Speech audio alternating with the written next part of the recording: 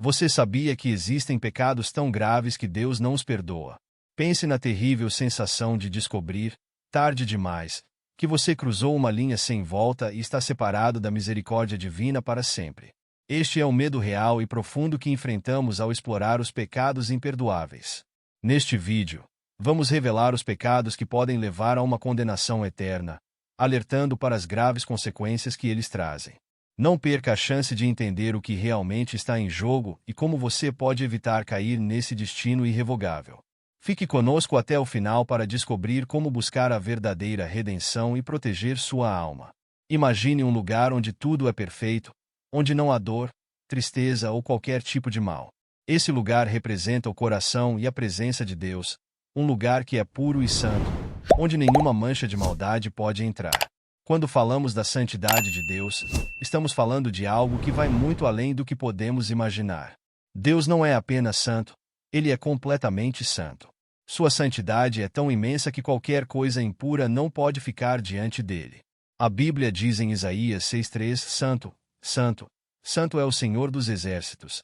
A terra inteira está cheia da sua glória. Essa declaração de santidade mostra que Deus é tão puro, tão perfeito, que até mesmo os anjos o reverenciam e reconhecem sua grandeza. Agora, pense em um juiz perfeito, um juiz que nunca comete um erro, que conhece a verdade absoluta sobre tudo e todos. Deus é esse juiz. Ele é justo em tudo o que faz, e sua justiça é como uma balança perfeita, onde todo erro, todo pecado, recebe uma consequência justa. O Senhor é justo em todos os seus caminhos e benigno em todas as suas obras. Salmo 145:17. Ele é justo porque seu amor pela verdade é inabalável. Quando Deus criou o mundo, ele estabeleceu limites claros.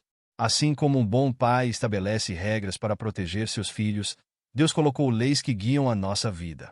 Essas leis são como barreiras ao redor de um jardim. Elas estão ali para nos proteger, para nos manter seguros.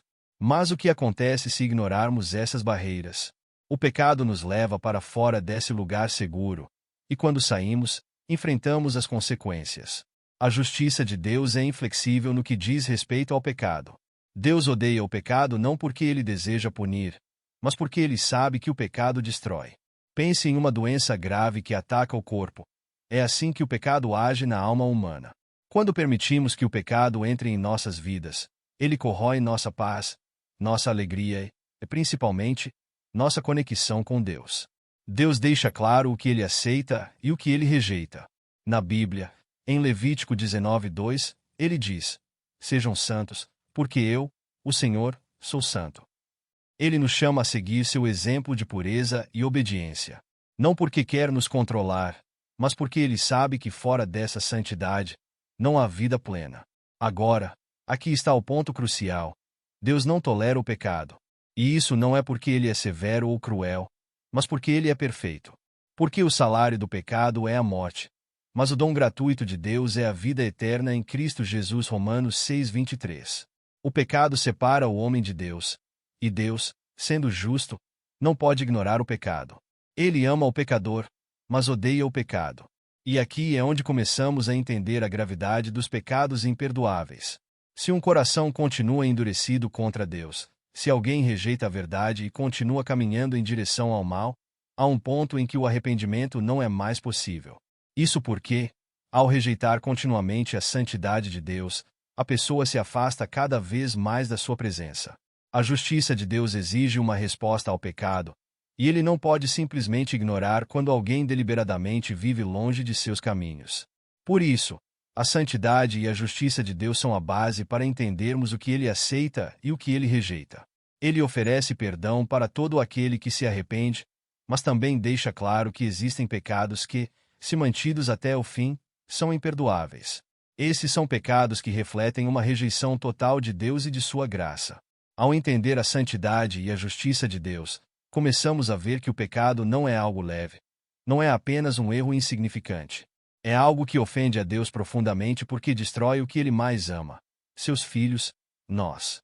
Assim como um bom pai não tolera ver seu filho em perigo, Deus, em sua santidade, não tolera o pecado, porque ele sabe que o pecado nos afasta dele, e ele quer nos manter seguros em sua presença. E então, A pergunta que fica é: como podemos viver de uma maneira que agrade a esse Deus santo e justo? Isso nos leva a refletir sobre nossas escolhas, nossas atitudes e nossa caminhada com Deus.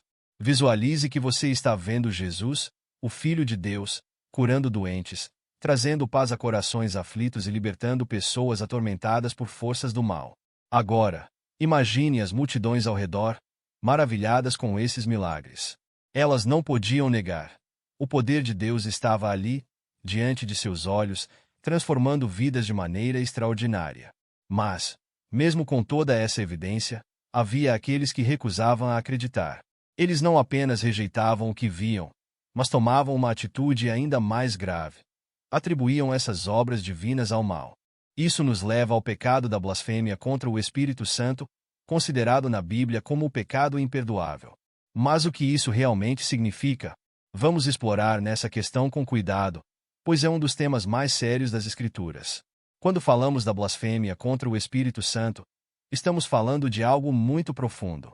Em Mateus 12, 31-32, Jesus diz: todo pecado e blasfêmia serão perdoados aos homens, mas a blasfêmia contra o Espírito não será perdoada. Todo aquele que disser uma palavra contra o Filho do Homem será perdoado, mas quem falar contra o Espírito Santo não será perdoado, nem neste mundo nem no vindouro. Este é um alerta sério. A blasfêmia contra o Espírito Santo não é uma simples palavra dita por descuido. Ela é, na verdade, um ato consciente de rejeição deliberada à verdade de Deus. É quando uma pessoa, diante da plena revelação de quem Deus é e do que Ele faz, decide voluntariamente negar a verdade e atribuir o poder de Deus a forças malignas. Ou seja, é quando se vê claramente a obra de Deus, mas se escolhe chamá-la de mal. Um exemplo bíblico claro disso é justamente o contexto dessa passagem em Mateus 12. Jesus estava realizando milagres e expulsando demônios pelo poder do Espírito Santo. No entanto, os fariseus, líderes religiosos da época, ao verem esses milagres, disseram: é somente por Beelzebu, príncipe dos demônios, que ele expulsa demônios. Mateus 12, 24. Isso foi uma blasfêmia. Eles sabiam que o poder que operava através de Jesus era divino, mas, por teimosia, orgulho e incredulidade, atribuíram esse poder ao diabo. Esse foi um ato de cegueira espiritual, mas uma cegueira escolhida. Por que isso é tão grave? Porque a obra do Espírito Santo é nos guiar à verdade, nos convencer do pecado, da justiça e do juízo. João 16, 8. Quando alguém rejeita essa obra, está rejeitando o único caminho para a redenção. O Espírito Santo é quem abre os nossos olhos para a graça de Deus. Se alguém se fecha completamente para essa verdade, se recusa a ver o que é claro, como pode haver arrependimento? Como pode haver perdão se a pessoa rejeita o único caminho que leva ao perdão? Esse pecado é descrito como uma linha que, uma vez cruzada, não tem retorno. Isso acontece porque a pessoa chega a um ponto de endurecimento do coração em que ela não quer mais ser alcançada pela graça de Deus. A rejeição deliberada da verdade de Deus, quando é constante e consciente, faz com que a pessoa se afaste da única fonte de salvação. A Bíblia nos alerta que esse tipo de rebeldia não é algo acidental. Não é algo que acontece sem a pessoa perceber. Blasfemar contra o Espírito Santo é uma escolha deliberada, uma decisão consciente de rejeitar a verdade de Deus. Hebreus 10, 26-27 diz: se continuarmos a pecar deliberadamente, depois de termos recebido o pleno conhecimento da verdade, já não resta sacrifício pelos pecados, mas apenas uma terrível expectativa de juízo e de fogo intenso que consumirá os inimigos de Deus. Isso nos faz pensar profundamente sobre o estado do nosso coração. Será que estamos dispostos a ouvir a voz do Espírito Santo? Será que estamos abertos para a verdade que ele revela? Ou estamos endurecendo nossos corações, rejeitando o que sabemos ser a obra de Deus? Essa rejeição consciente não é apenas perigosa, ela é final. E é por isso que Jesus faz esse alerta tão forte. Há esperança e perdão para todos os pecados, desde que a pessoa se arrependa e volte para Deus. Mas quando alguém cruza a linha da blasfêmia contra o Espírito Santo, não há mais arrependimento, porque a pessoa rejeitou completamente a única fonte de arrependimento. A história da blasfêmia contra o Espírito Santo é um convite para refletirmos sobre como estamos respondendo à voz de Deus. Deus é amoroso e cheio de graça, e Ele deseja que todos se voltem para Ele. Mas também é um Deus justo, que não força ninguém a acreditar. Portanto, ouvir o Espírito Santo, seguir sua orientação e reconhecer a verdade de Deus em nossas vidas é essencial. Imagine por um instante uma pessoa que caminhou lado a lado com Deus, alguém que experimentou profundamente sua graça, conheceu sua verdade e viveu a plenitude da fé. Essa pessoa viu os milagres, sentiu a paz que excede todo entendimento e, por um tempo, viveu uma vida transformada. Mas, um dia, algo muda. Essa mesma pessoa, que antes andava no caminho da luz, decide deliberadamente se afastar de Deus, rejeitando tudo o que aprendeu e viveu. Esse ato de abandonar a fé de forma definitiva é o que a Bíblia chama de apostasia. O autor da carta aos Hebreus aborda esse tema de maneira muito séria. Ele fala daqueles que, uma vez iluminados, conheceram a verdade e experimentaram o poder do Espírito Santo, mas depois caíram em completa rebelião contra Deus. Em Hebreus 6:4-6, lemos: Ora, para aqueles que uma vez foram iluminados, provaram o dom celestial, se tornaram participantes do Espírito Santo e provaram a boa palavra de Deus e os poderes do mundo vindouro, e caíram, é impossível renová-los novamente para arrependimento, visto que de novo estão crucificando para si mesmos o Filho de Deus e o expondo à vergonha. Esse texto é um dos mais fortes, ao mesmo tempo, mais trágicos das Escrituras. A apostasia é descrita como um afastamento irreversível. É quando alguém que já conheceu profundamente a graça de Deus, mesmo assim, escolhe rejeitar essa graça e se afasta totalmente da fé. E por que é tão grave? Porque a pessoa que abandona a fé depois de ter conhecido a verdade, deliberadamente, endurece seu coração a tal ponto que não deseja mais se arrepender. É como se tivesse fechado a porta para Deus e jogado fora a chave. A palavra apostasia vem do grego apostasia, que significa afastamento ou abandono. No contexto bíblico, ela se refere ao abandono consciente da fé cristã. Não é um tropeço ou uma dúvida temporária. É uma rejeição final e definitiva, onde a pessoa decide que não quer mais nada com Deus, mesmo depois de ter experimentado o seu amor e graça. Hebreus 10:26-27 reforça essa ideia. Se continuarmos a pecar deliberadamente depois de termos recebido o pleno conhecimento da verdade, já não resta sacrifício pelos pecados, mas tão somente uma terrível expectativa de juízo e de fogo intenso que consumirá os inimigos de Deus. Esse texto revela a gravidade do pecado da apostasia. Uma vez que alguém rejeita o sacrifício de Jesus de forma consciente e intencional, não há mais outro caminho para a salvação. A apostasia não é algo que acontece da noite para o dia. Ela é o resultado de um processo, onde o coração se endurece pouco a pouco. Uma pessoa que começa a se distanciar de Deus aos poucos, ignorando os alertas do Espírito Santo, pode eventualmente chegar ao ponto de não mais ouvir a voz de Deus. A graça ainda está ali, mas ela já não quer mais aceitá-la. Isso nos faz refletir sobre a importância de permanecer firmes na fé, de não negligenciar nosso relacionamento com Deus e de sempre buscar renovação espiritual. Esse pecado é tão devastador porque não é apenas uma queda, mas uma rejeição total da única fonte de vida e salvação, Jesus Cristo. A apostasia, então, é como uma estrada sem retorno. Quando alguém decide trilhar esse caminho, está se colocando fora do alcance da graça que antes experimentou. Ao falar de apostasia, o apóstolo Pedro também nos alerta, em 2 Pedro 2:20-21.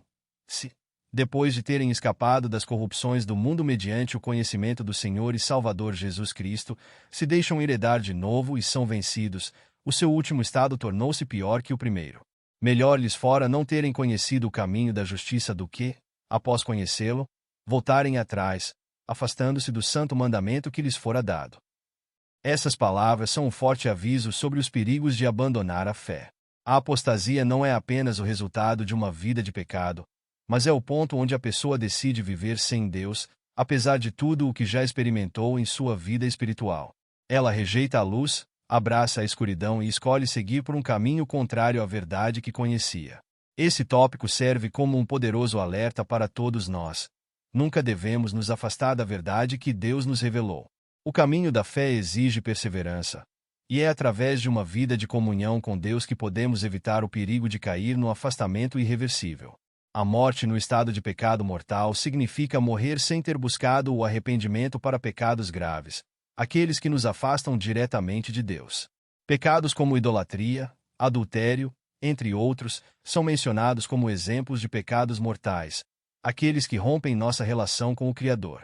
E o mais assustador é que, para quem morre nesse estado, a Bíblia nos alerta que não há mais outra chance.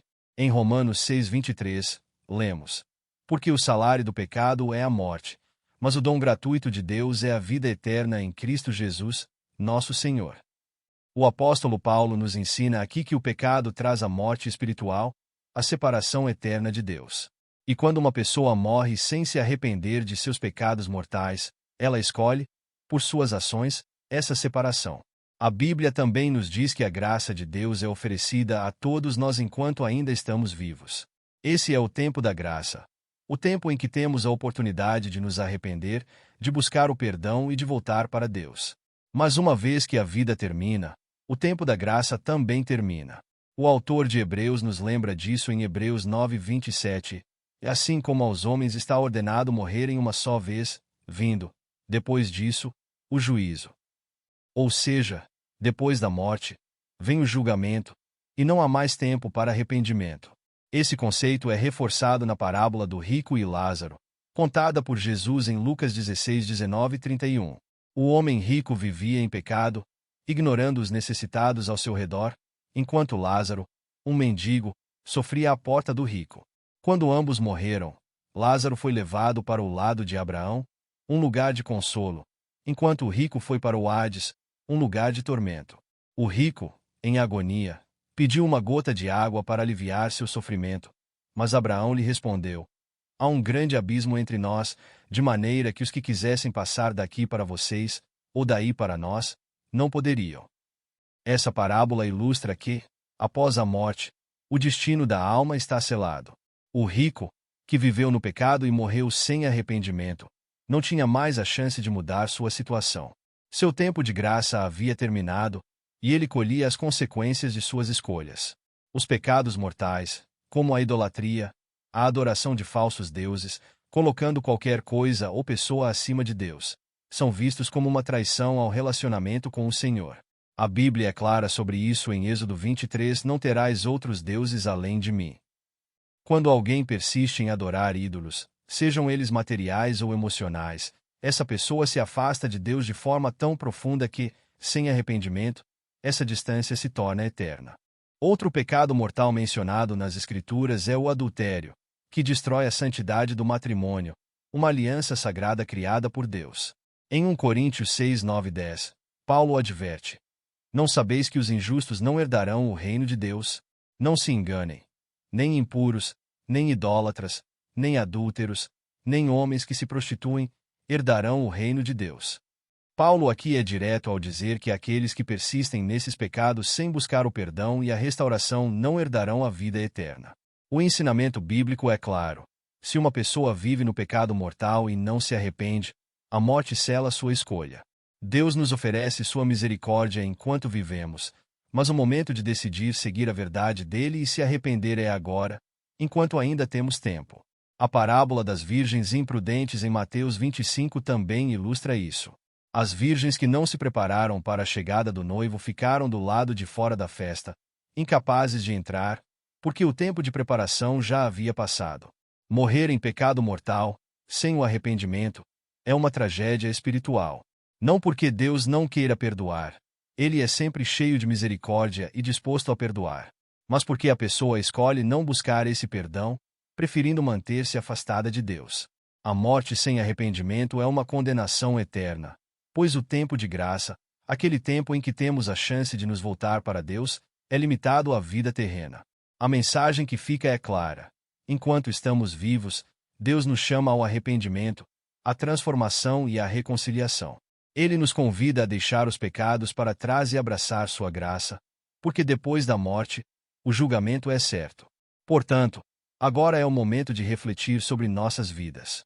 Estamos preparados para encontrar o Senhor, ou estamos arriscando nosso destino eterno ao ignorar o chamado ao arrependimento? Deus é amoroso e nos dá inúmeras oportunidades de mudar. Mas esse tempo de graça não dura para sempre. Imaginemos um coração humano como uma porta que está sempre aberta para ouvir o chamado de Deus. Cada vez que Deus chama uma pessoa para se arrepender e voltar para Ele, É como se ele estivesse batendo nessa porta, pedindo para entrar e trazer transformação. Mas o que acontece quando essa pessoa, dia após dia, mês após mês, ignora esses chamados? Com o tempo, essa porta pode se fechar. E quando se fecha, pode se tornar cada vez mais difícil abrir novamente. Esse é o conceito de resistência deliberada ao arrependimento, um tema que a Bíblia aborda com seriedade. Resistência contínua ao chamado de Deus para arrependimento é quando alguém ouve o convite de Deus para mudar sua vida, mas decide ignorá-lo repetidamente. Esse ato de desobediência não é apenas um pequeno desvio, mas um caminho que leva a um destino sem retorno. A Bíblia é clara sobre as consequências de se resistir ao chamado de Deus. Em Hebreus 3,15, lemos: Enquanto se diz, se ouvirdes hoje a sua voz, não endureçais o vosso coração, como na provocação. Aqui, o autor de Hebreus nos adverte sobre a importância de não endurecer o coração quando ouvimos a voz de Deus. A resistência contínua ao chamado de Deus endurece o coração e o torna cada vez menos receptivo à sua voz. Esse endurecimento do coração é um processo gradual. Em Provérbios 29:1, encontramos um aviso poderoso. O homem que muitas vezes repreendido e endurece a cerviz, de repente será quebrado, sem que haja cura. Esse versículo nos mostra que a resistência persistente à correção e ao arrependimento leva a uma condição irreversível. Uma pessoa que continuamente resiste às chamadas de Deus para mudar acaba se tornando incapaz de responder, e sua situação espiritual se deteriora. Jesus também falou sobre essa resistência em suas parábolas. Na parábola do semeador Mateus 13:3-8, ele descreve diferentes tipos de solo onde a semente da palavra de Deus cai. O solo que representa um coração endurecido é aquele que não recebe a palavra com profundidade, portanto, não produz fruto. Jesus explica em Mateus 13:15 porque o coração deste povo está endurecido, e de maus ouvidos ouviram, e fecharam os olhos, para que não vejam com os olhos, e ouçam com os ouvidos, e entendam com o coração, e se convertam, e eu os cure. Aqui, Jesus mostra que a resistência deliberada ao arrependimento resulta em um coração que não pode mais entender e aceitar a verdade. A resistência ao arrependimento é muitas vezes ilustrada na história de Faraó no Egito. Em Êxodo 8:15, quando Faraó experimentou um alívio temporário das pragas e seu coração endureceu, ele rejeitou a chance de se arrepender. Mas vendo Faraó que havia alívio, endureceu seu coração e não os ouviu, como o Senhor tinha dito. Faraó teve muitas oportunidades para se arrepender, mas sua resistência contínua fez com que Deus endurecesse ainda mais seu coração, levando-o a um destino de destruição. Esse endurecimento não acontece da noite para o dia, mas é o resultado de uma decisão contínua de ignorar o chamado de Deus. Em Romanos 2:5, Paulo escreve: Mas, segundo a tua dureza e o teu coração impenitente, estás armazenando ira para ti mesmo para o dia da ira e da revelação do justo juízo de Deus. A resistência contínua ao arrependimento é descrita como armazenar ira para si mesmo, resultando em um julgamento severo. A resistência deliberada ao arrependimento leva a um estado de endurecimento espiritual que faz com que a pessoa se torne incapaz de responder ao chamado de Deus. Isso não é apenas uma questão de desobediência temporária, mas de uma condição espiritual grave que tem consequências eternas. Quando alguém vive uma vida inteira ignorando o convite de Deus, essa pessoa está se afastando de uma chance de transformação e reconciliação, caminhando para um destino onde a possibilidade de mudança é inexistente. O apelo bíblico é claro: não ignoremos o chamado de Deus quando Ele nos convida ao arrependimento.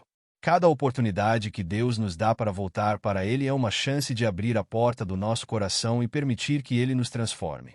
Resistir a essas oportunidades é como fechar essa porta, e com o tempo, ela pode se tornar impossível de abrir. Por isso, é essencial que, ao ouvirmos a voz de Deus, respondamos com um coração aberto e disposto a mudar. Cada resposta ao chamado de Deus é um passo em direção à verdadeira vida, enquanto a resistência contínua nos leva a um caminho de separação eterna. É um lembrete urgente para que vivamos com sensibilidade ao Espírito Santo e para que aproveitemos cada momento de arrependimento enquanto ainda é dia. Imagine uma sala cheia de pessoas, cada uma delas enfrentando uma decisão crucial. O que elas escolherem pode mudar não apenas suas vidas, mas seu destino eterno. Agora, imagine que, no centro dessa sala, está a figura de Jesus Cristo, oferecendo a salvação e a vida eterna a todos. A escolha é simples: aceitar ou rejeitar sua oferta. Mas o que acontece quando alguém, mesmo diante da maior oportunidade de redenção, decide recusar deliberadamente essa oferta até o último momento de sua vida? Essa é a essência do tópico Negação de Cristo até a morte. Jesus nos alertou sobre a gravidade da negação contínua e deliberada dele. Ele disse: "Quem me negar diante dos homens, eu também o negarei diante de meu Pai que está nos céus." Mateus 10:33. Essa declaração não é apenas um aviso, é uma verdade profunda que revela o impacto eterno da rejeição de Cristo. Para entender o peso da negação de Cristo, precisamos considerar o que significa negar Jesus. Negar a Cristo não é apenas uma questão de palavras, mas de uma atitude persistente e consciente de rejeitar o convite de Deus para a salvação.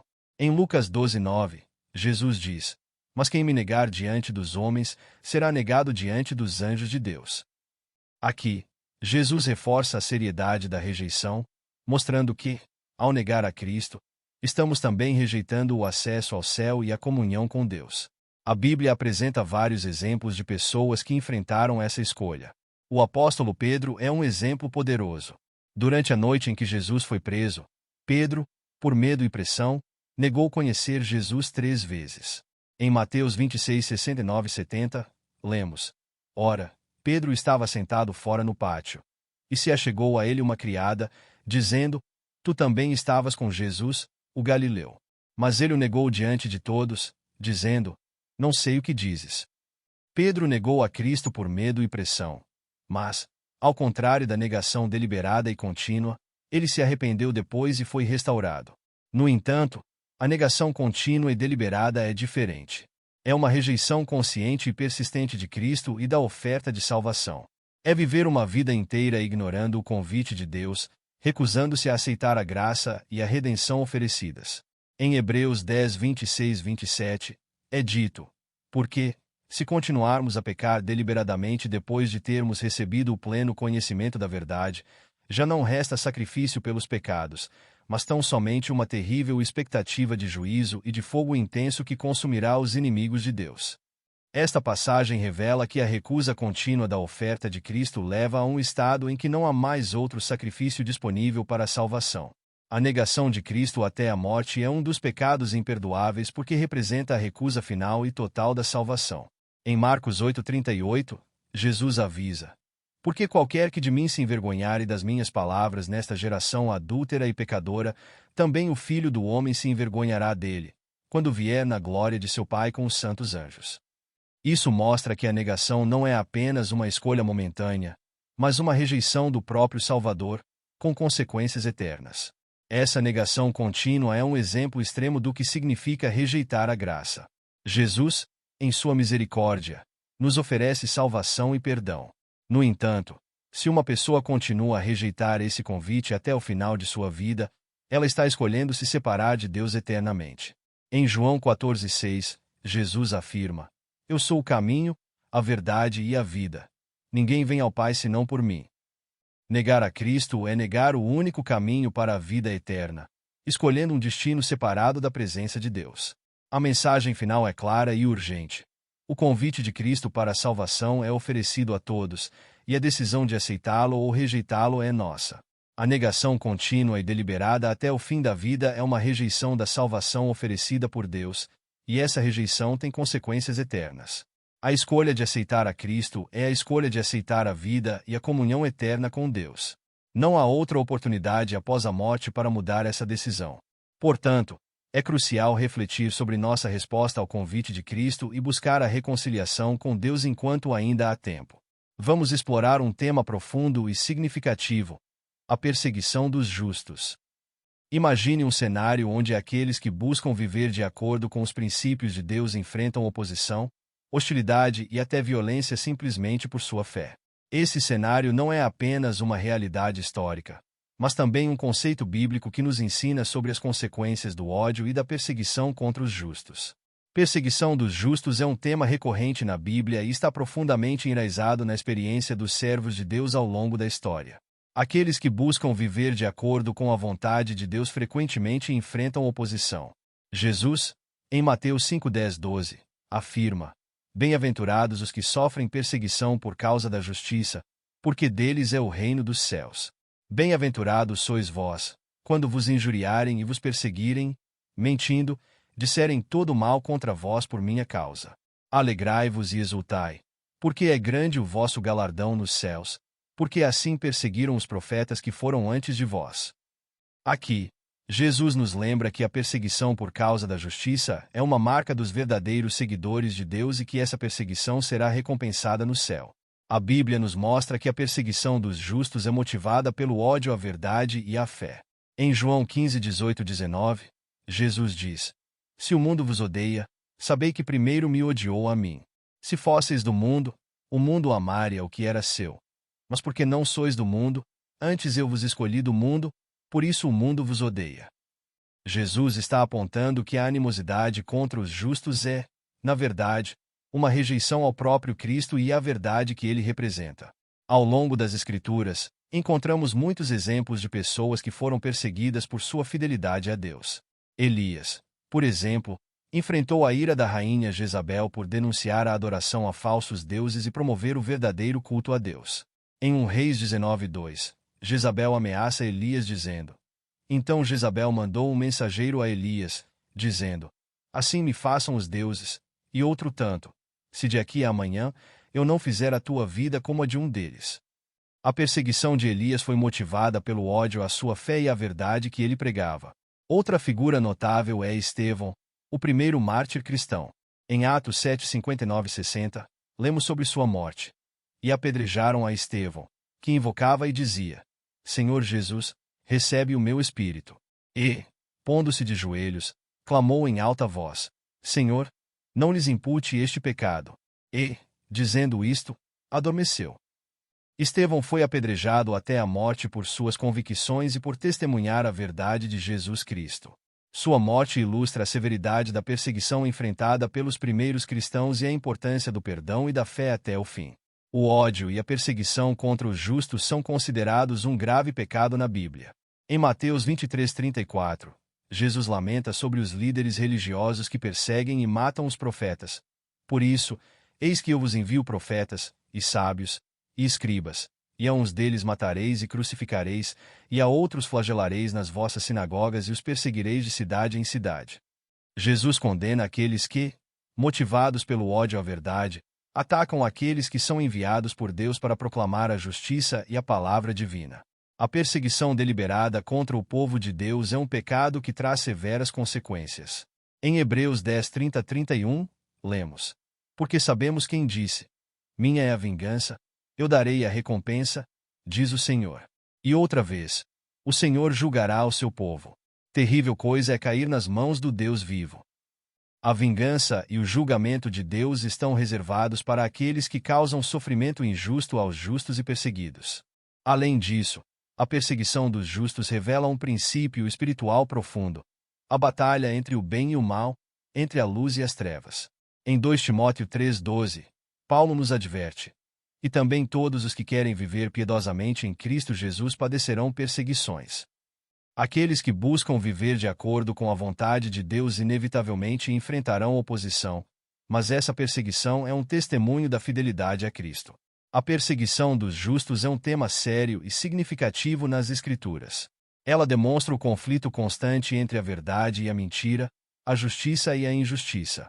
Para os justos, o sofrimento e a oposição são sinais de que estão seguindo o caminho de Deus. No entanto, a Bíblia também nos assegura que Deus vê e recompensa aqueles que permanecem fiéis apesar da perseguição. A mensagem é clara. Ao enfrentar a oposição e a hostilidade por causa de nossa fé, devemos lembrar que estamos seguindo os passos dos profetas e dos santos que vieram antes de nós. A perseguição é uma marca da fidelidade a Deus e uma oportunidade de testemunhar sua verdade. A fidelidade até o fim é recompensada com a vida eterna e a comunhão com Deus. Vamos explorar tema profundo e revelador de iniquidade consciente e repetida. Este conceito bíblico é crucial para entender como o pecado pode se tornar uma barreira quase intransponível entre o ser humano e Deus. Imagine um caminho que se torna cada vez mais difícil de atravessar à medida que é percorrido repetidamente. Essa metáfora ajuda a ilustrar a gravidade da iniquidade consciente e repetida. Vamos começar falando o que significa viver uma vida de pecado deliberado. Esse conceito não se refere a cometer erros acidentais ou pecados involuntários, mas sim a uma escolha deliberada e consciente de se rebelar contra Deus. Em Hebreus 10, 26-27, encontramos uma advertência poderosa. Porque, se continuarmos a pecar deliberadamente depois de termos recebido o pleno conhecimento da verdade, já não resta sacrifício pelos pecados, mas tão somente uma terrível expectativa de juízo e de fogo intenso que consumirá os inimigos de Deus. Aqui, a Bíblia nos avisa sobre o perigo de persistir no pecado depois de ter conhecido a verdade. Essa persistência cria uma separação profunda e difícil de reparar com Deus. Imagine um coração que, ao longo do tempo, se torna cada vez mais endurecido pelo pecado. A Bíblia usa a metáfora de um coração endurecido para descrever como o pecado repetido pode levar a um estado de impenitência. Em Hebreus 3,13, somos instruídos: antes, exortai-vos uns aos outros todos os dias, durante o tempo que se chama hoje, para que nenhum de vós se endureça pelo engano do pecado. O pecado repetido pode levar ao endurecimento do coração, tornando a pessoa insensível ao chamado para o arrependimento. Viver em iniquidade consciente é como construir uma muralha ao redor do coração. Cada ato deliberado de pecado adiciona uma camada a essa muralha, tornando-a mais sólida e resistente. Em Ezequiel 36:26, Deus promete: também vos darei um coração novo e porei um espírito novo dentro de vós, e tirarei da vossa carne o coração de pedra e vos darei um coração de carne.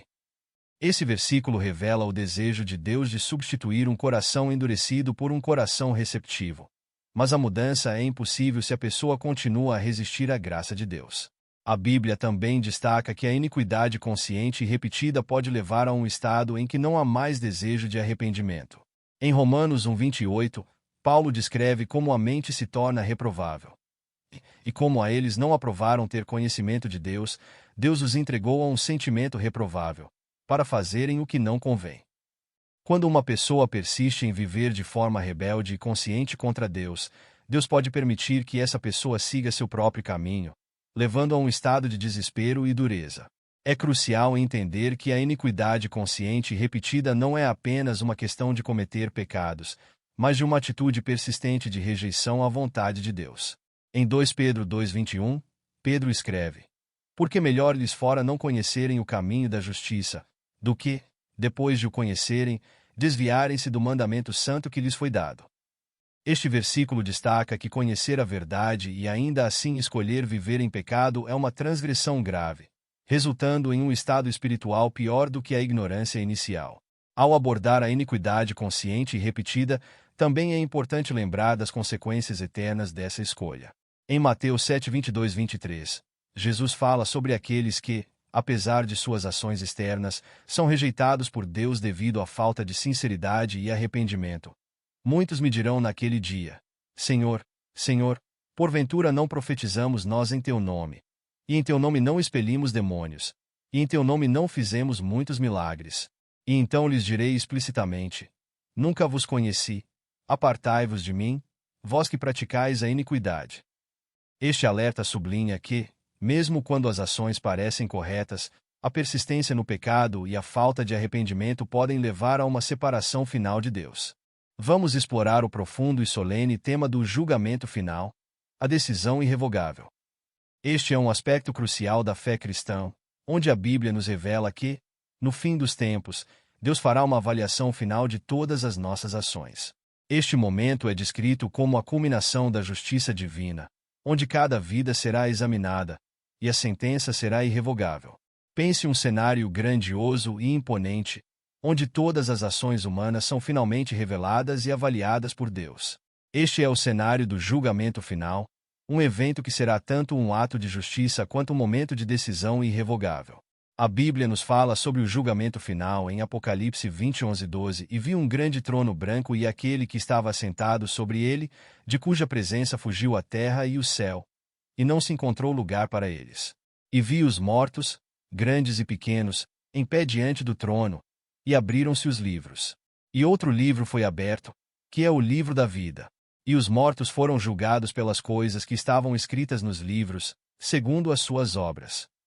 Este trecho nos dá uma visão poderosa e reverente do julgamento que se aproxima, onde todos serão avaliados com base em suas ações e escolhas de vida. No julgamento final, Deus revelará todas as ações, boas ou más. Cada ação, pensamento e decisão será trazida à luz e examinada. Em Mateus 12, 36-37, Jesus adverte: Mas eu vos digo que de toda palavra ociosa que os homens disserem hão de dar conta no dia do juízo. Porque pelas tuas palavras serás justificado e pelas tuas palavras serás condenado. Esse versículo destaca a importância das nossas palavras e ações, e como cada uma delas será considerada no julgamento final. Os que viveram em pecado sem buscar arrependimento enfrentarão uma sentença eterna. Em Apocalipse 21:8, encontramos uma descrição clara das consequências para aqueles que rejeitam a graça de Deus e persistem no pecado. Mas, quanto aos covardes, e aos incrédulos, e aos abomináveis, e aos homicidas, e aos fornicadores, e aos feiticeiros, e aos idólatras, e a todos os mentirosos, a sua parte será no lago que arde com fogo e enxofre, que é a segunda morte. Esta passagem nos lembra da seriedade do pecado não arrependido e da eternidade que aguarda aqueles que rejeitam a verdade de Deus. A imagem do livro da vida é fundamental para entender o julgamento final. Em Filipenses 4:3, Paulo menciona: E peço também a ti, verdadeiro companheiro de jugo, que ajudes aquelas que combateram comigo no Evangelho, com Clemente também, e com os demais colaboradores meus, cujos nomes estão no livro da vida. O livro da vida é o registro dos salvos, aqueles que foram redimidos através de Cristo. A presença ou ausência neste livro determinará a sentença eterna. O julgamento final é descrito como uma decisão irrevogável. Não há apelações ou revisões. O que está decidido será a final. Em Hebreus 9:27, lemos: Assim como aos homens está ordenado morrerem uma só vez, vindo depois disso o juízo. Este versículo enfatiza a singularidade e a irrevogabilidade do julgamento que ocorrerá após a morte. A decisão final será definitiva e imutável.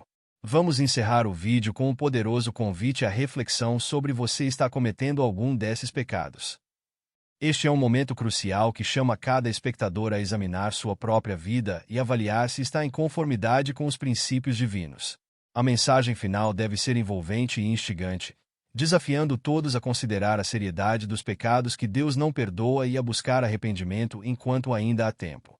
A chamada à reflexão: você está cometendo algum desses pecados? Imagine um espelho que reflete não apenas o exterior, mas também o interior da alma. Este é o espelho da verdade divina, onde somos convidados a ver a nossa verdadeira condição diante de Deus.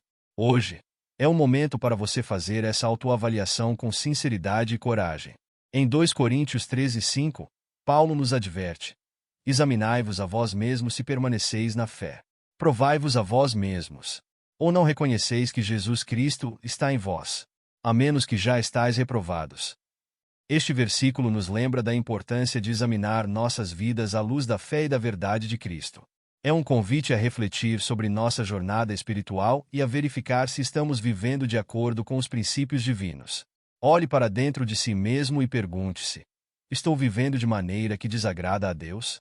Há pecados em minha vida que eu estou ignorando ou minimizando? Em Salmo 139, 23-24, Davi faz uma oração profunda e honesta. Sonda-me, ó Deus, e conhece o meu coração. Prova-me e conhece os meus pensamentos. Vê se há em mim algum caminho mau e guia-me pelo caminho eterno. Esta oração é um pedido para que Deus revele quaisquer áreas de pecado oculto e nos guie para a verdade e a justiça. Os pecados que Deus não perdoa, como a blasfêmia contra o Espírito Santo, a apostasia, a morte no estado de pecado mortal, a resistência ao arrependimento, a negação de Cristo até a morte, a perseguição dos justos e a iniquidade consciente e repetida, são graves e devem ser levados a sério. Cada um desses pecados representa um afastamento profundo de Deus e uma rejeição deliberada da sua graça. Em Hebreus 10, 30-31, encontramos uma advertência clara.